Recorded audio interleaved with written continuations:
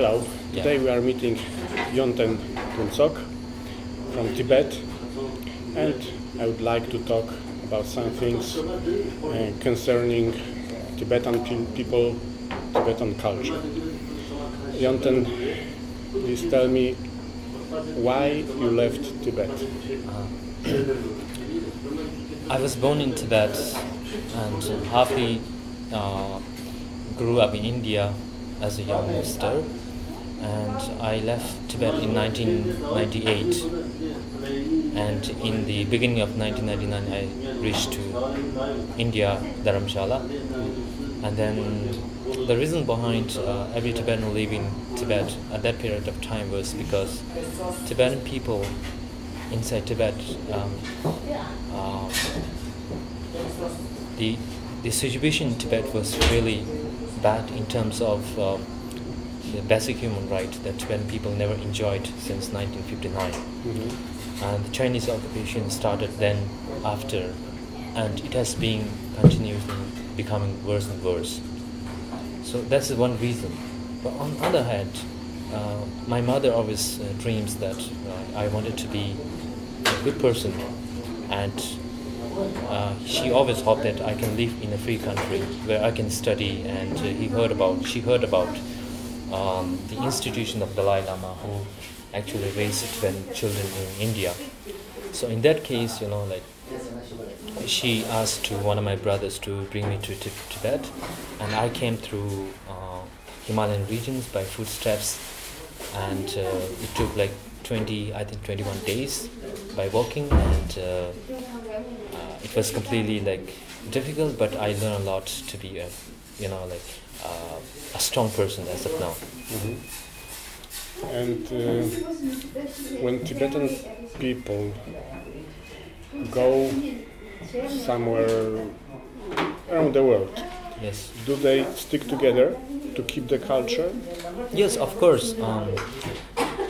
In the initial stage in 1960, 1959 and 1960s, thousands of Tibetan people escaped to India, and then slowly Tibetan people move around the world, including Europe and United States, UK and Canada.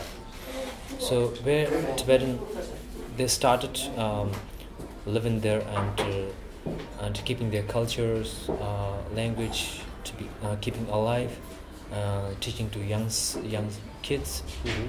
And we have been struggling really hard, although we have huge problems, especially in European nations, because there's no any kind of institution where we can learn Tibetan school in, especially for Tibetans. But children who are born in Europe and United States, they're trying to learn the Tibetan culture. Mm-hmm. And when the Chinese came to Tibet, their official excuse was that Tibet is underdeveloped and they want to bring here new technology, new culture. That was official. What is the reality? In fact, if you look into the history of the different nations, if you look into the status of the development status in 1950s, 1940s, this first industrialization started from French Revolution, mm-hmm. Industrial Revolution, which actually affected in Asia in the late 1960s, 70s. So if you compare Tibetan status as developing or developed in 1940s, there's no difference. There wasn't any much difference in terms of comparing between China and Tibet, mm-hmm. because Tibet had never experienced any kind of humanity casualties, for example, famine and death due to some kind of diseases. We never had that experience. Tibetan people were, no matter how they saying, they were living their life, mm-hmm. completely independently, without depending to any other foreign nations before 1949. Mm. And today, how does this occupation look like? I think there are two dimensions because China is enjoying huge amount of natural resources of Tibet, including building dams, excretion of mineral and other important resources. The another dimension is China really wanted to make Tibetan as a Chinese. They wanted to demoralize the Tibetan culture, and they wanted to make Tibetan as more like Chinese. That is their that is their goal, because once upon a time Mao Zedong says, if you wanted to destroy the Tibetan people, you have to destroy the Tibetan culture, otherwise it's really difficult. So there are two dimensions, which are the two different facets of modern Tibetan situation, where human rights problems and other problems, for example, language and culture genocide, which is prevailing in Tibet, very bad condition. Tibetan language and Chinese languages are quite different.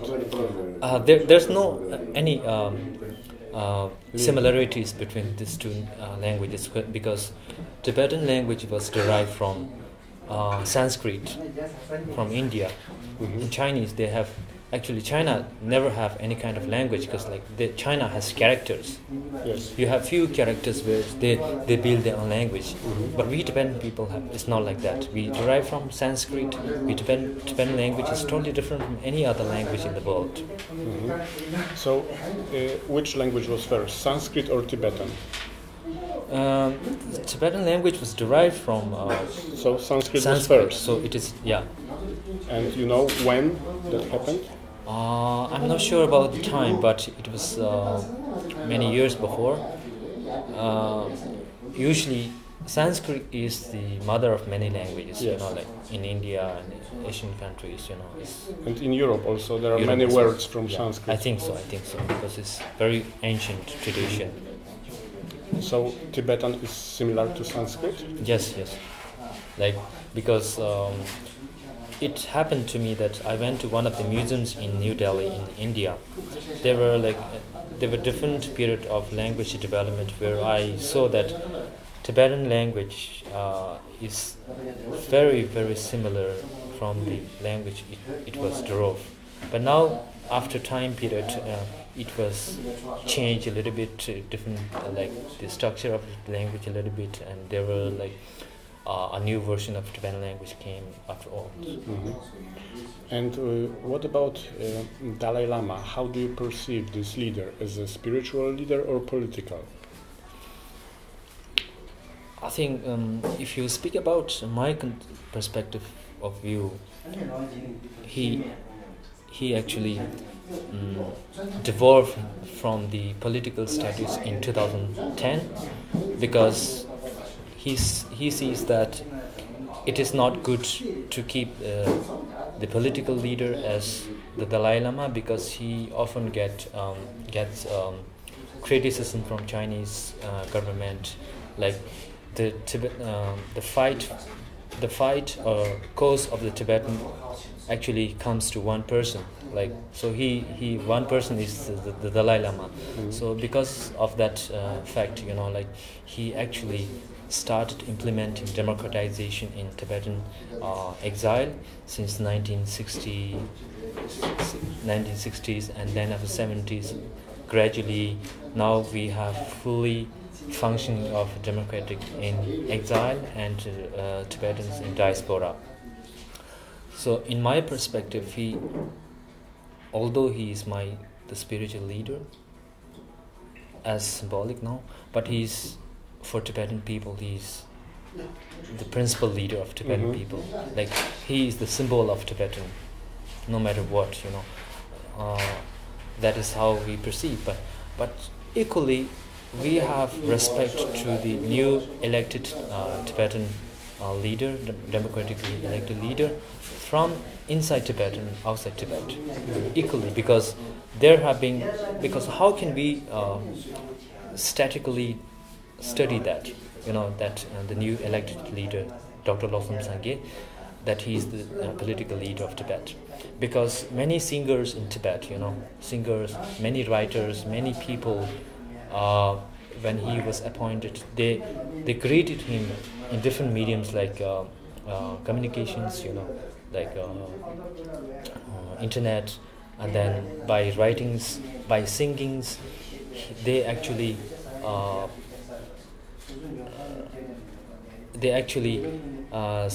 sang song for him, wrote letters to him, wrote poems on his name, that he is a symbolic representative of political leader of Tibet.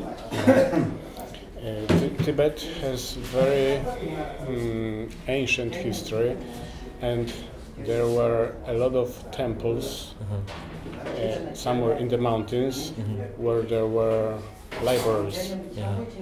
What do you know about those ancient books, libraries? I think I'm not sure about the exact status of Tibetan librarians, Tibetan old texts, which actually existed in Tibet before 1949, 1959. However, I think the texts and these old ancient texts were destroyed in 1959, and especially in terms of culture revolution, which started by Mao Zedong. So what happened was, they actually destroyed anything which seemed to be Tibetanese. For example, language. For example, this important text. They destroyed everything. So a small amount of this part of text was able to brought by His Holiness Dalai Lama when he came to India. Mm-hmm. So I'm not really sure about the statistics of these things, but I'm sure about that there were huge important texts which were of Tibetan that were destroyed in 1959 and 1958 and 61. Mm-hmm. Okay, so thank you for giving us a few glimpses about Tibet and your history and culture. You're welcome. Thank you so much. Thank you.